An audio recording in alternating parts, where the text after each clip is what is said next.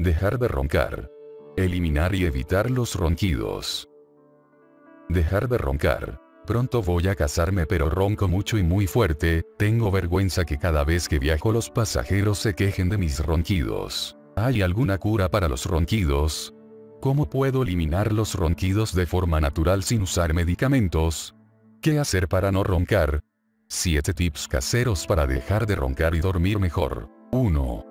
Algo que te ayudará a eliminar los ronquidos de a pocos es tomar una infusión de salvia. Hierve varias hojas de esta plantita por un lapso de 15 minutos y cuela. Toma esta agua antes de acostarte. La salvia te ayudará a combatir con cualquier afección respiratoria y evitará que ronques. 2.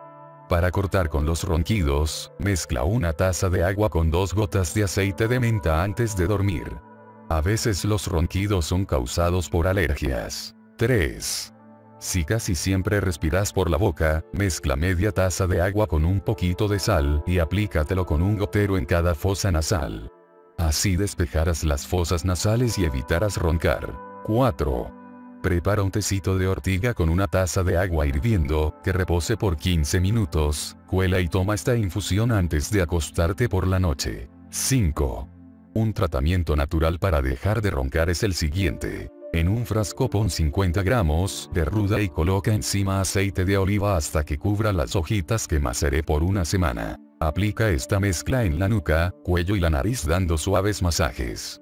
Este truco casero elimina los ronquidos. Hazlo antes de dormir. 6. Una solución casera muy fácil de hacer para no roncar es el siguiente. Parte una cebolla en mitad y échale un poco de sal. Ponlo en la mesita de noche a la altura de tu cabeza toda la noche. Este tip casero contra los ronquidos despejará las fosas nasales y te ayudará a respirar mejor. 7. Otro remedio casero para que no ronques es poner en un litro de agua hirviendo 10 gramos de hojas de lavanda, 10 gramos de tomillo, 10 gramos de toronjil y 10 gramos de menta. Que hierva por 10 minutos e inhalar el vapor que salga de esta mezcla de hierbas, cubriendo tu cabeza con una toalla. Si deseas, también puedes tomar esta agua